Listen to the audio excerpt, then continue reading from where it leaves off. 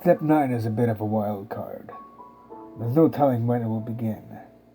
Days, weeks, months, years after completing Step 10. There was no sure way to know. Lucky me, it started right when I left that rundown motel. My body was sore, exhausted, and burnt in more places than I cared to admit. I was highly debating on going to the hospital, but what would I tell them? Surely not the truth, since I barely believed it myself.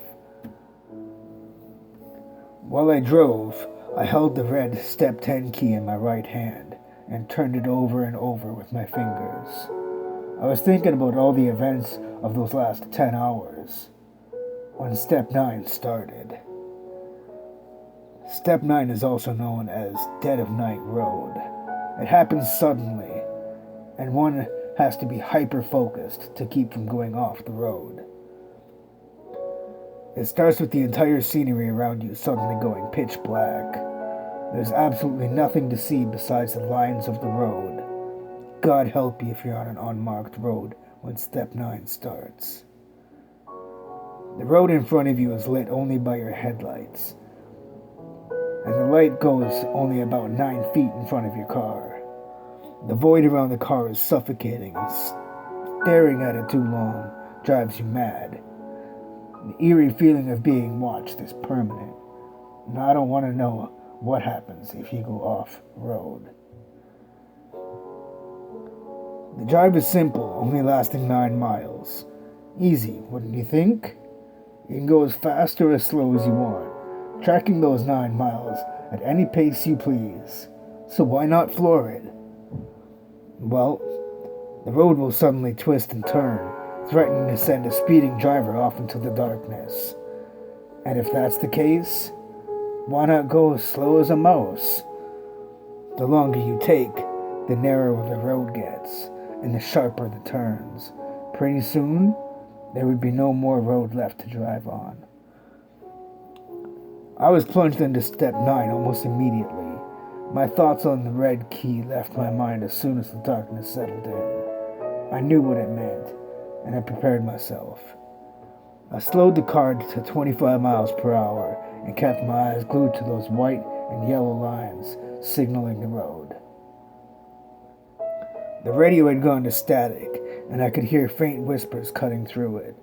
My knuckles had turned white from fear-induced grip on the steering wheel. I knew some of what Step 9 involved, but not everything. I had to be on high alert. The first 2 miles were strangely easy. I kept my car centered in the middle of the road, my eyes glued to the yellow dotted lines ahead. The voices whispered through the radio and were occasional twists and turns, but otherwise, nothing crazy. I would glance down at my mileage on my dash and watch as it slowly ticked up. At mile 3, everything changed. Suddenly I was blinded by oncoming headlights and deafened by a blaring horn. I swerved to the right to avoid colliding with a large black semi-truck.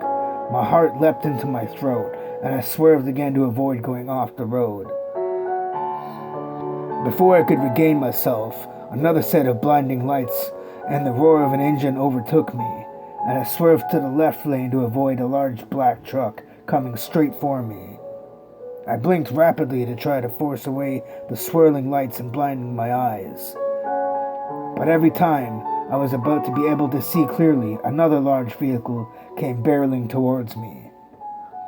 I had to speed up to 40 miles per hour to safely swerve out of the way of the oncoming cars, each car being pitch black and almost impossible to see over their blinding headlights.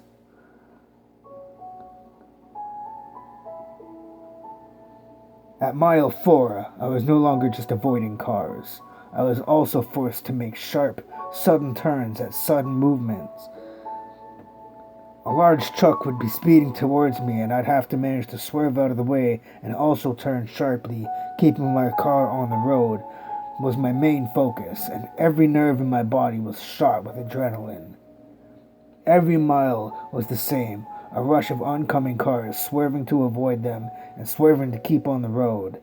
By mile 8, the road had narrowed to almost one lane, and it was almost impossible to avoid the cars approaching and keep on the road.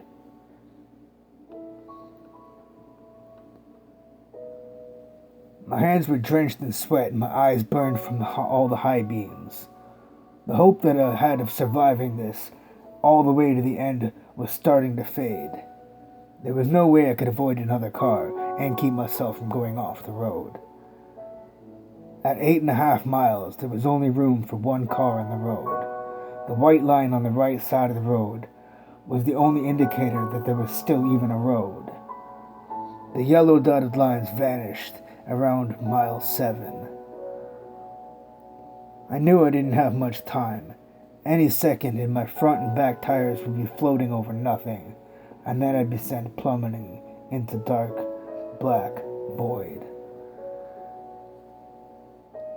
I had only half a mile to go and decided that the only thing left to do was to floor it.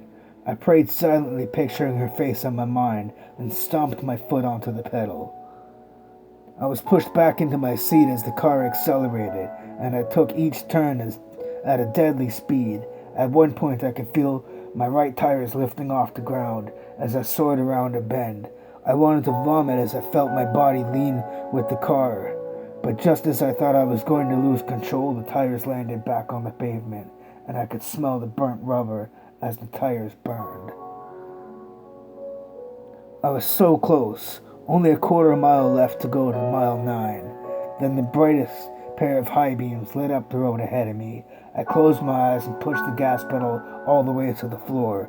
I screamed as the light blinded my eyes grew brighter, to the point that I knew if my eyes were open, I would go blind. I awaited the feeling of metal crushing my body to bits, the sound of scraping iron piercing my eardrums. I waited for the inevitable. The lights were gone, and the only sound I could hear was my own voice screaming. Slowly, I opened my eyes and surveyed my surroundings. I was hanging upside down in my seat. Smoke poured out of the hood of my car. I could see wet grass outside my window and shattered bits of gas scattered along the roof of the car. My car had been flipped over multiple times and ended up stopping upside down in a ditch beside the road. But it was a road. There was ground, and I could see. I could feel blood dripping from my face as I unbuckled the seatbelt and landed hard on the metal roof. Groaning, I started to pull myself out of the shattered driver's window. My hand gripped the cool grass, and I felt something small and metallic in it. Bringing my hand to my face, I observed a bright yellow key with the words, Step 9 completed, engraved on the shaft. I let out a small chuckle and lost consciousness.